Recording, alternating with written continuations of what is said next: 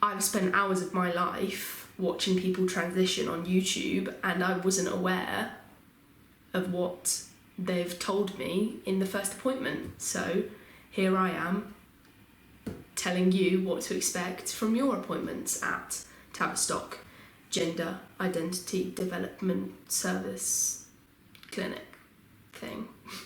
I don't actually know what it's called. I'm going to go have a shower and get ready, and then I will get into what they told me at my first appointment, what I want from my second appointment, etc., everything like that. So I'll see you guys in a minute.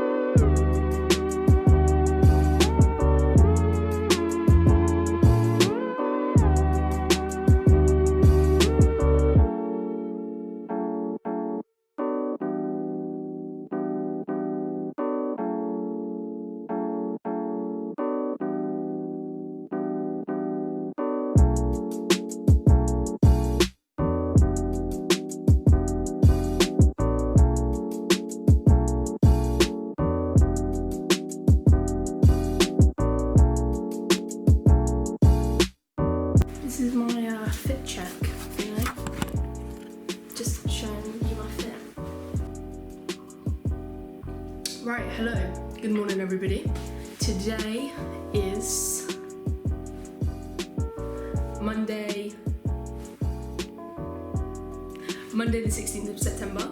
It is 9:45 or 10 to 10. And today is my second gender clinic appointment in Birmingham.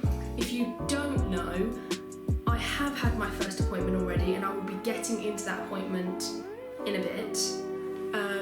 For now, if you follow me on Instagram, if you don't, link in the description, but if you follow me on Instagram and you have been for a while, you will have known I would have been counting down for my first gender clinic appointment in Birmingham for a very long time, and then it came, and then I took a break off social media, talked about it a little bit, and then didn't go into it again really until today, this morning actually. There's something on my lens. Probably wasn't the best idea to put my finger on the lens, but yeah, if you don't know, I've got new hair. Do you like it? Anyway, as I was saying, I didn't talk about my first gender clinic appointment because it was a massive disappointment, and again, I will be getting into that soon. Today is my second appointment. You know what? I'm saying that I'm going to get into the first appointment in a minute. I'm going to do it now. I'm going to get into the first appointment now. Basically, I've been on the gender clinic waiting list now for 2 years. I first got referred in 2017 in August, so 2 years and a month. And basically, at first they told me like it would be an 8-month wait, then it was like a 16-month wait, and then basically it just kept getting longer and longer. Then eventually they said my first appointment would be in April. Then it never came. Then we rang again. My first appointment was meant to be in July due to cancellation, but I was on holiday, couldn't go. And then they said the 30th of September. And then they said the 30th of August was free, so then I went to see them on the 30th of August. Now, in this appointment, I was just expecting them to be like, right, so you'll have X amount of appointments, we'll do this, this and that, like we'll do some tests, we'll find out more about you, like blood tests, and then we'll put you on testosterone, because I'm 16 and I was 16 in April. So I've been 16 now for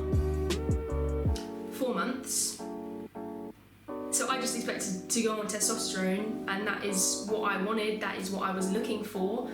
But then she was like, no. She was like, so if you don't know, when you go into the appointment, you have two people. You have one, I had a boy and a girl. Whether everybody has that, I don't know. One of them takes notes and the other kind of leads the session. The guy came downstairs to take me up to my room. He said, you know, hi, my name is, probably shouldn't use his name, so I'm not going to, but he said, hi, my name is whatever. Let's go upstairs, let's get on with this. And I was like, sick. He was absolutely lovely. Turns out he was the one taking notes, and I had a woman doing my leading it. Didn't like her. Didn't like her. Whether that's just because I'm stubborn and she didn't tell me what I wanted to hear, so then I was like, don't like you. Whether that's it or whether there's genuinely something wrong there. Like, I do feel quite uncomfortable talking to her. I feel like she's quite insensitive when she's speaking to me. We were talking about what happened last month with like my suicide attempt, and she was quite insensitive around that, and I didn't really appreciate that. I actually ended up crying in my appointment, and then she asked me if I wanted to carry on because it looked like a touchy subject. I'm just gonna let you make your mind up about that comment. But basically, I'm rambling, but what they basically said is I have to be on hormone blockers for a year before testosterone. I'm 16, hormone blockers aren't going to do a lot, and in order to get hormone blockers, I'm pretty sure I have to wait 5 months because I have to get through all of the appointments, 5 to 8 months to get through all the appointments, 4 to 6 months for all the appointments in Birmingham. Then they have to have a team talk to refer me for hormone blockers. Once that team talk is done and they say, yeah, okay, he can go on, I then have to wait, I think, another 5 months before I actually get the hormone blockers. So by the time I get on hormone blockers, I'll probably be 17, and there's no point me doing that. Do you know what I mean? So then I was like, if I go on NHS, how can I get testosterone the quickest way without having to do hormone blockers? Because I'm on child services, because I'm only 16, you have to be 18 to be on adult services. Basically, if you're on adult services for testosterone, you don't have to go on hormone blockers. Past 18, you don't have to go on hormone blockers. So either way, it's going to be 2 years before I get on testosterone in NHS, and that's too long because I've already waited 2 years. I know, it's confusing, isn't it? So today's appointment, what I'm hoping to get out of it is she either says, you know what, you're special, I like you, you can just have testosterone, which obviously isn't going to happen. But hopefully I will be going private for hormones, but I will have to set up a GoFundMe because it's a lot of money. It can be up to £900, and I'm not really about it. I don't have that money. I don't even have a job. I'm 16 years old, and I can't ask my family for that kind of money, and they can't really give me that sort of money because that's a... My dog wants to get in.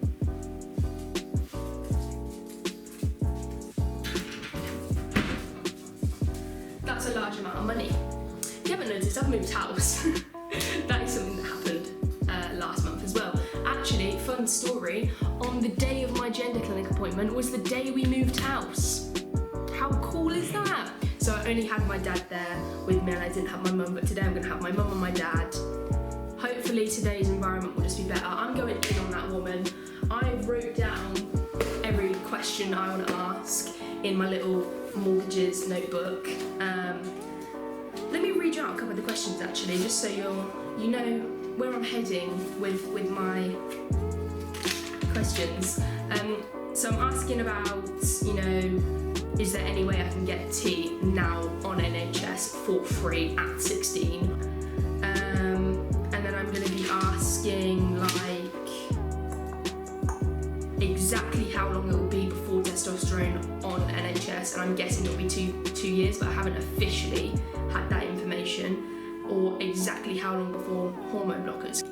What will the hormone blockers do this late? Because let's be real, it's not going to do a lot. And then also why they are giving me them so late. If I go privately, what would that mean for my NHS transition, because they said if I choose to go down the route where I don't go NHS anymore, then they can't help me with my future transition, which might be a problem. But I'm not really sure at the moment because I haven't been educated well enough, because trans topics aren't educated in school and it's so frustrating. But yeah, I'm going to end this little talk here.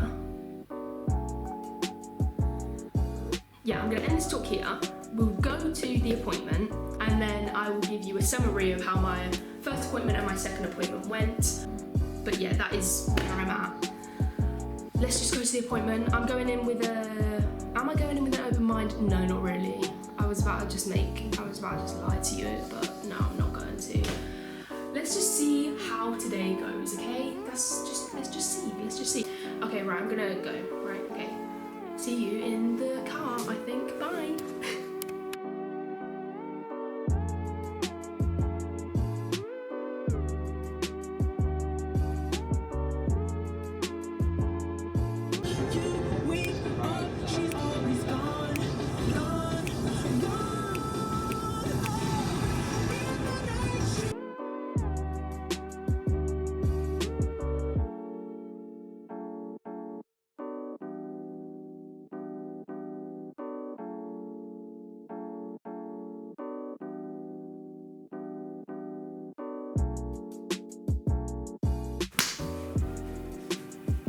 Why is the news that loud? Right, hello everyone, I'm back from my appointment and it is, well, I've been back from my appointment for a while. It's 7 o'clock. So I've been back for a while. My appointment was at 1:15, got home about 4. Obviously it was my second appointment. As I said in the first appointment, they said that I wouldn't be allowed on testosterone until I have a year on hormone blockers via child services. Adult services don't take you until 18. So I was basically stuck in a position where I had nowhere to go. So my main questions that I was asking in my second appointment was, how long until testosterone, how long until hormone blockers, stuff about private, what happens to NHS transition if I go private, where can I go private, what information do you have about that, how long am I going to have to wait for this and that. And basically they didn't have much information. Obviously they couldn't give me an exact date for testosterone on NHS because it's quite a way forward, so I did understand that. Hormone blockers, they said 6 months on these for these appointments here, then like referrals, then probably 5 months, so it was gonna be about a year anyway. No, I think she said I wasn't gonna be on hormone blockers until about my 17th birthday, which is in 8 months maybe, so basically a long time, and that would only be for hormone blockers. By the time I'm 17 it's not gonna do a lot. So I basically told her that I didn't want to go on hormone blockers, so what do you want me to do, like what can I do, what are you gonna do for me?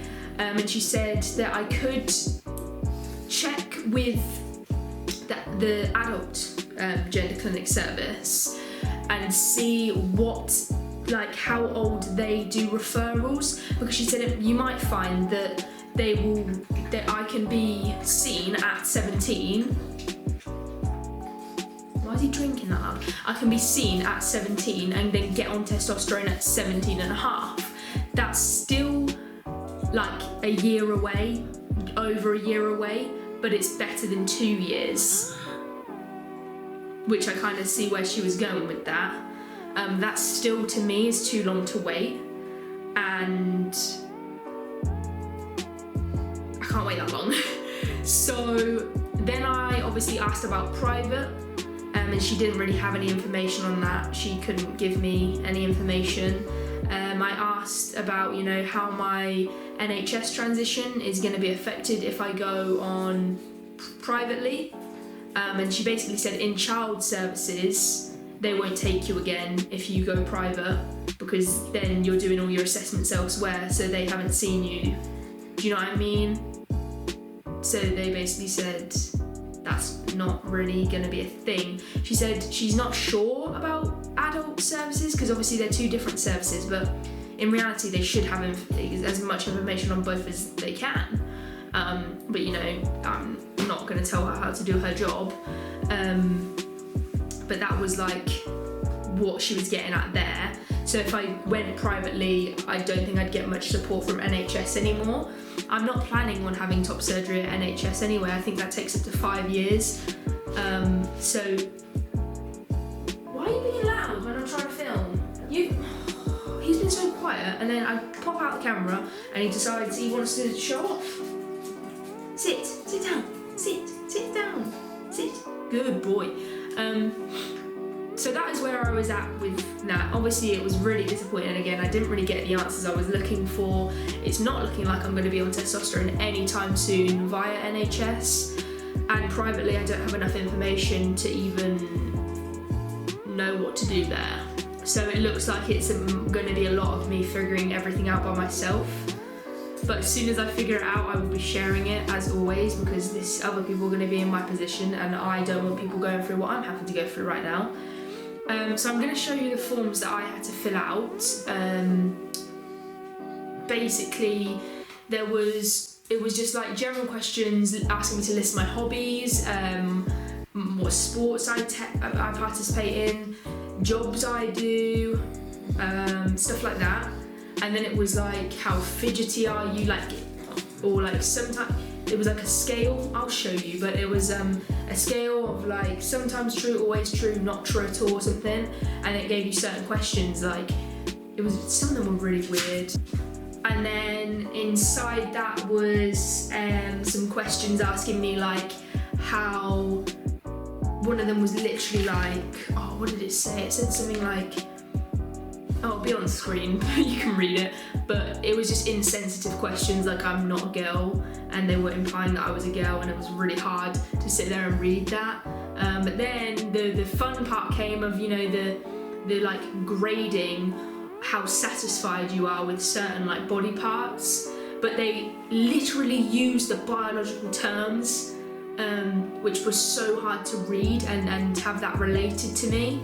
And it caused me so much distress, and it did cause me to break down, and I brought that up and I said that it's not acceptable.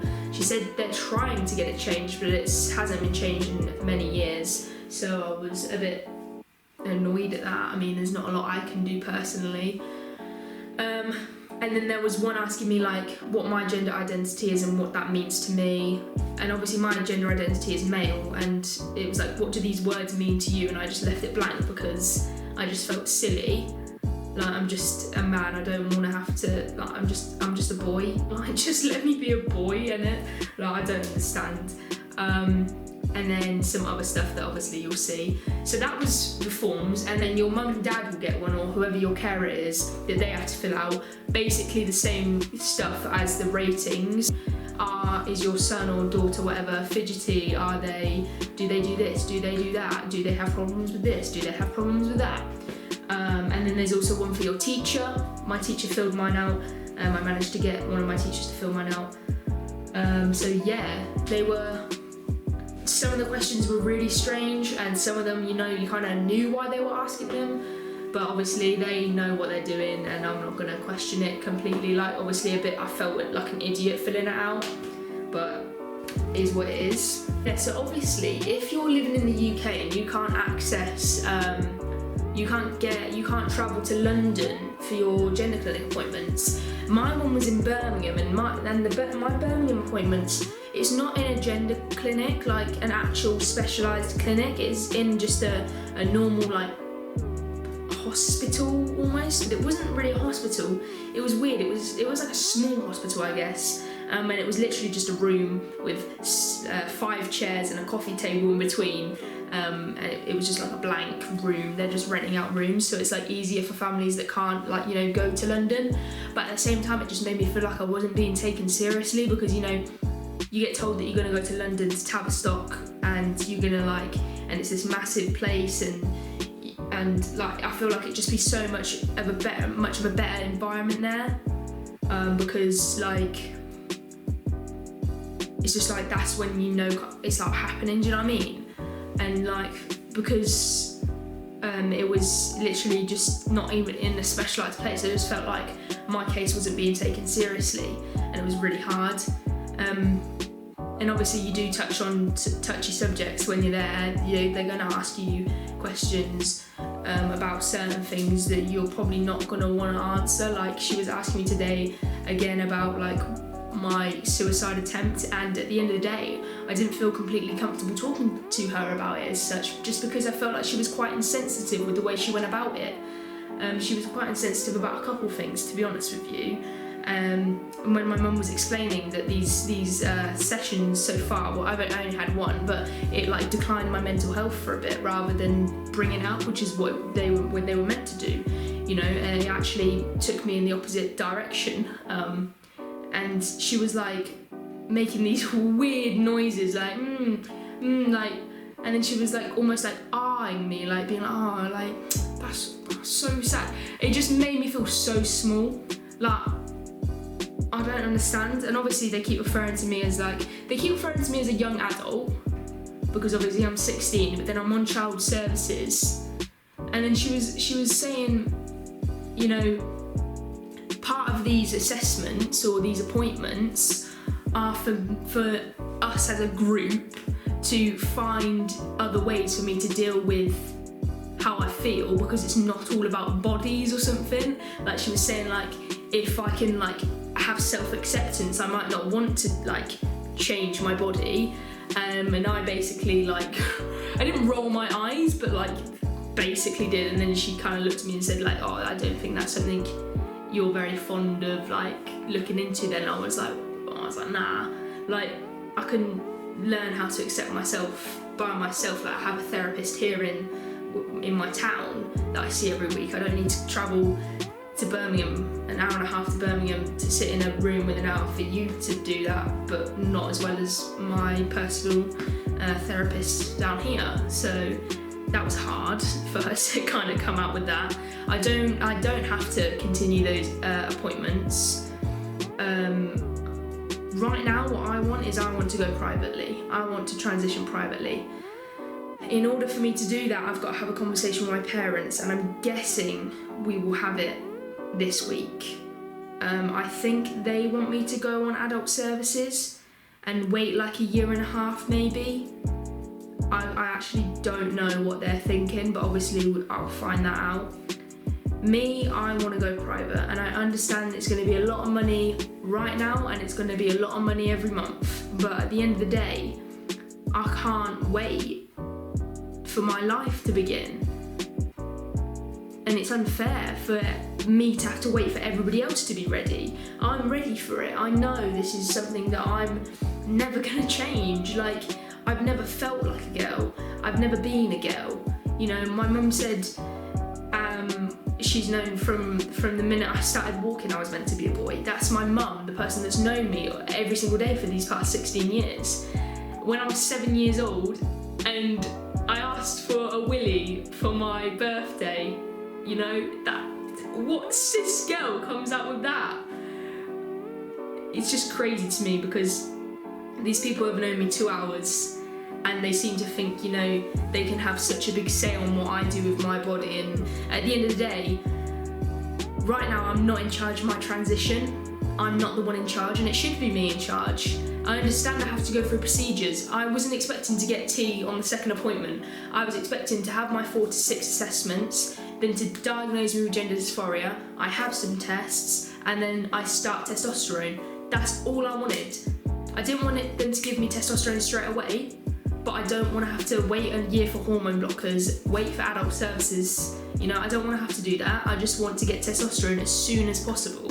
And I understand that even on private it's not going to happen like that, because that's not how it works. I'm still going to have to go for assessments, still going to have to be diagnosed, they're still going to have to get to know me, and I'm prepared to do that if it means testosterone is the first thing that happens at the end.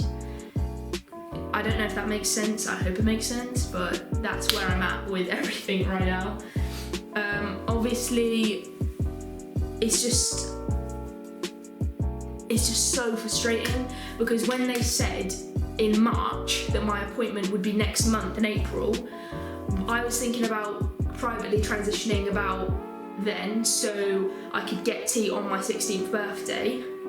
But then I was never told. But then when they said, your appointment will be next month, the first appointment I was meant to have was in April. April was when my birthday was. I thought I would be on testosterone by May, June, and then I would be on testosterone with the next couple months. Do you know what I mean? I was not aware at all that I had to be on hormone blockers for a year before testosterone on child services. I've never heard anybody say that before, and I've watched so many people transition on YouTube, and I've never seen it before, and it's crazy. I don't know. I'm really stuck at the moment, and I'm in a very difficult situation. It was never going to be easy. Medical transition was never going to be easy, and I was never expecting it to be easy. I was never expecting anything to happen overnight, you know. Maybe I'm not mature enough to make my own decisions, but you know, I could get married right now. The law says I can get married, so I'll leave that with you. But that's basically where I'm at. I'm gonna leave this video here now. You know, the next video might be me announcing that I'm going privately for hormones. I don't know what that scared me so much. The pan just moved. I don't know when, you know, a decision will be made for what happens with my medical transition, but I just bloody hope that it's my choice and my decision, you know, which it is to an extent. But yeah, I'm gonna end this video here. If you did enjoy it, give it a thumbs up. All the links to my social medias will be in the description, and you know, comment down below what videos you want to see. What do you want to see from me? Because I don't know what you guys want to see. I don't know whether everybody wants LGBT videos. I don't know if people want, you know, more painting videos. I don't know. But I'm just saying, by the way, I don't think there'll be a new video every Sunday. I feel like that's such an unrealistic ask for me. I started sixth form, so I've got a lot of work at the moment. So I don't think a video every Sunday is something that I'm gonna stick to, but I'm just gonna get a video up there as soon as I can, you know, within a certain amount of time. I don't know, okay? Allow it, just allow it. Right, I'm gonna go now. I hope this video gave you some idea of what happens in the NHS gender clinic appointments. I'm so tired. Right. See you guys in the next one. Goodbye.